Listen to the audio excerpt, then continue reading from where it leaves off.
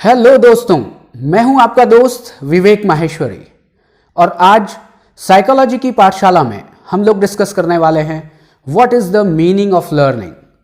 अधिगम क्या है, अधिगम का अर्थ क्या है। इस अधिगम को समझने के पहले हम लोग यदि एक ओवरव्यू देखें तो लर्निंग का रिलेशन मेमोरी से देखा जाता है। जो व्यक्ति जल्दी याद कर लेता है उसे कहते हैं कि वो जल्दी सीख लेता है। जो रट्टा लगा लेता है उसे कहते हैं जल्दी सीख लेता है। जो अपनी मेमोरी में इंफॉर्मेशन को स्टोर करके ज़्यादा दिनों तक रख लेता है तब व्यक्ति कहते हैं ये व्यक्ति जल्दी सीख लेता है। क्या लर्निंग का अर्थ यही है? साइकोलॉजी में लर्निंग का अर्थ कुछ अलग है। यदि साइकोलॉजी की बात की जाए तो लर्निंग को कहते हैं बिहेवियर मॉडिफिकेशन, व्यवहार में परिवर्तन को सीखना कहते हैं।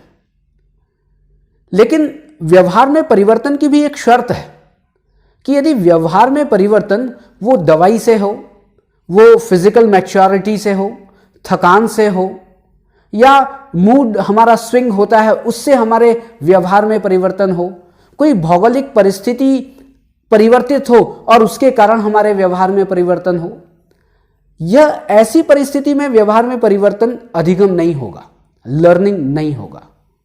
लेकिन यह बिल्कुल सही है कि learning is the behaviour modification, कि व्यवहार परिवर्तन या व्यवहार परिमार्जन को हम सीखना कहते हैं। लेकिन एक इससे भी इंपॉर्टेंट बात यह है कि मनोविज्ञान में यह कहा जाता है कि अभ्यास या अनुभूति, इन दोनों के द्वारा यदि व्यवहार में परिवर्तन हो तो सीखना कहते हैं। या प्रैक्टिस के द्वारा व्यवहार में परिवर्तन हो या अनुभूति के द्वारा, जिसे हम एक्सपीरियंस कहते हैं। और यदि सिंपल वे में इस पूरी डेफिनेशन को देखा जाए तो behaviour modification through practice and experience, या कहीं कहीं पर कहते हैं बिहेवियर मॉडिफिकेशन थ्रू प्रैक्टिस और एक्सपीरियंसेस। आप दोनों ही अर्थों में समझ सकते हैं कि अभ्यास एवं अनुभूति के द्वारा जो व्यवहार में परिवर्तन होता है उसे लर्निंग कहते हैं, या अभ्यास या अनुभूति के द्वारा जब व्यवहार में परिवर्तन होता है तो उसे लर्निंग कहते हैं। एक इंपॉर्टेंट बात यह भी है कि व्यवहार में परिवर्तन स्थायी हो तो उसे हम लर्निंग नहीं कहेंगे, या व्यवहार में परिवर्तन टेम्परेरी हो उसको भी लर्निंग नहीं कहेंगे। क्यों? अगर व्यवहार में परिवर्तन टेम्परेरी हुआ, क्षणिक हुआ, तो थोड़े समय के बाद तो हम उसे भूल जाएंगे।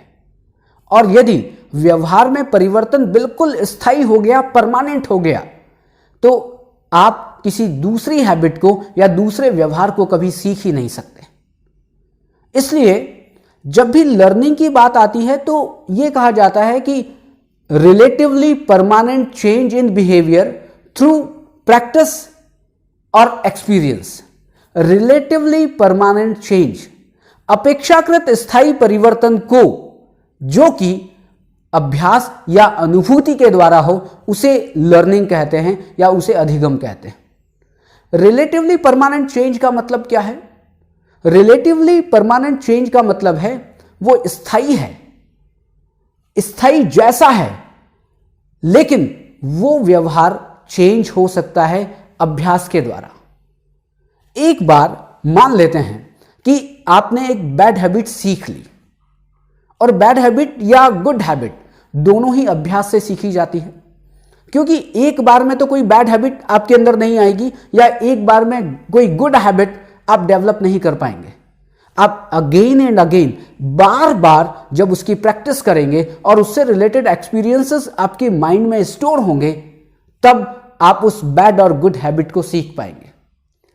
लेकिन थोड़ा सा और आगे बढ़ें कि यदि वो बैड हैबिट या जो गुड हैबिट अगर बिल्कुल परमानेंट है, आप क्या उसे चेंज कर सकते हैं? गुड हैबिट को तो चेंज करने की बात नहीं आती है कि क्योंकि गुड हैबिट तो आपके अंदर डेवलप हो गई, लेकिन बैड हैबिट तो चेंज करनी पड़ती है।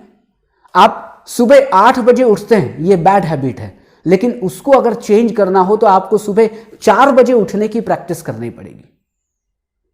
लेकिन यदि आप कहते हैं कि learning is permanent change in behaviour, यह बिल्कुल गलत है, क्योंकि यदि एक बार 8 बजे उठने की हैबिट परमानेंट हो गई, यदि इसे आपने लर्निंग कह दिया, तो कभी भी वो 8 बजे उठने की हैबिट चेंज नहीं हो सकती।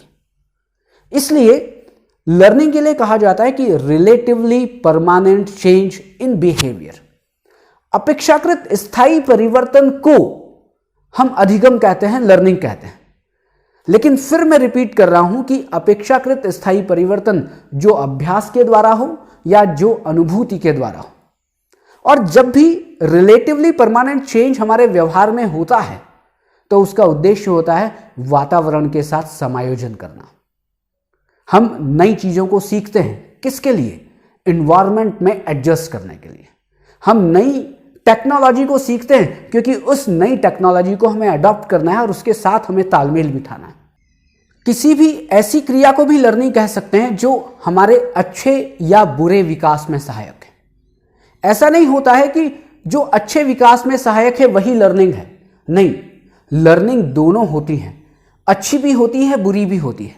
हम अच्छे व्यवहार को भी सीखते हैं और बुरे व्यवहार को भी सीखते हैं। हम अच्छी हैबिट डेवलप करते हैं और बुरी हैबिट भी डेवलप करते हैं। लर्निंग के लिए एक और इंपॉर्टेंट चीज है कि विदाउट ऑब्जर्वेशन कोई लर्निंग नहीं हो सकती।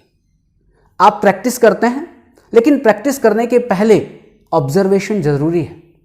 आप गाड़ी चलाना सीखना चाहते हैं, आप बाइक चलाना सीखना चाहते हैं, आप कार चलाना सीखना चाहते हैं, लेकिन सबसे पहले आपको ऑब्जर्व करना पड़ेगा कि कैसे बाइक चलाई जाती है, कैसे कार चलाई जाती है, कैसे क्लच, गियर, एक्सीलेटर चेंज किया जाता है।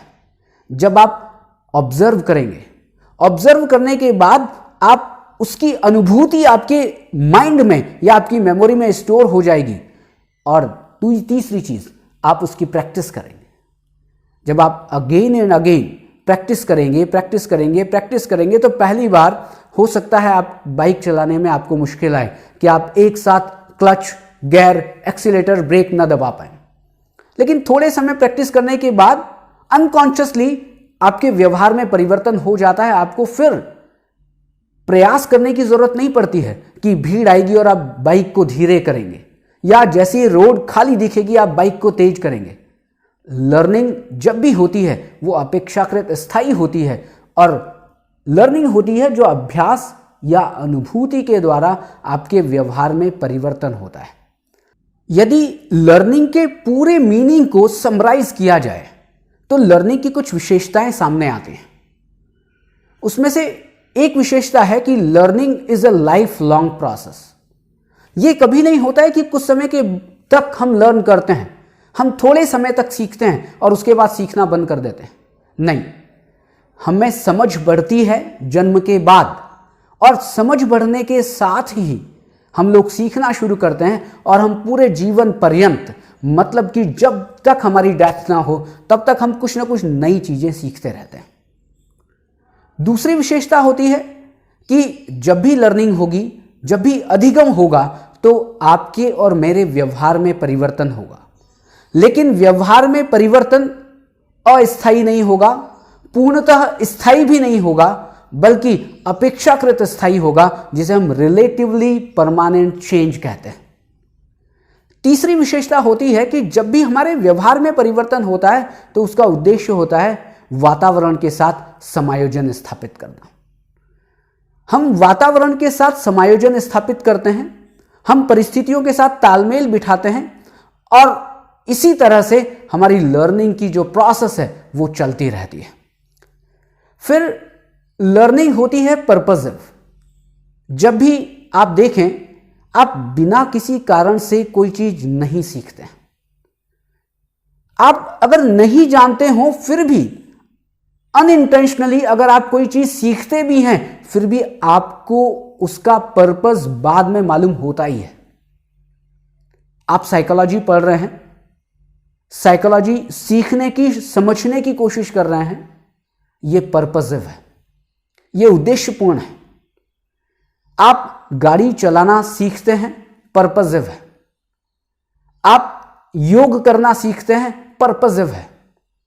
आप कोई भी कार्य जो सीखना चाहते हैं वो बिल्कुल पर्पसिव होता है, क्योंकि बिना उद्देश्य के कोई चीज हमारे द्वारा नहीं सीखी जाती है, और कोई भी व्यवहार पर्पसिव होगा, उद्देश्यपूर्ण होगा, तो वो आगे आने वाले समय में, भविष्य में जरूर काम आएगा। ये लर्निंग की एक यूनिवर्सल कैरेक्टरिस्टिक्स है।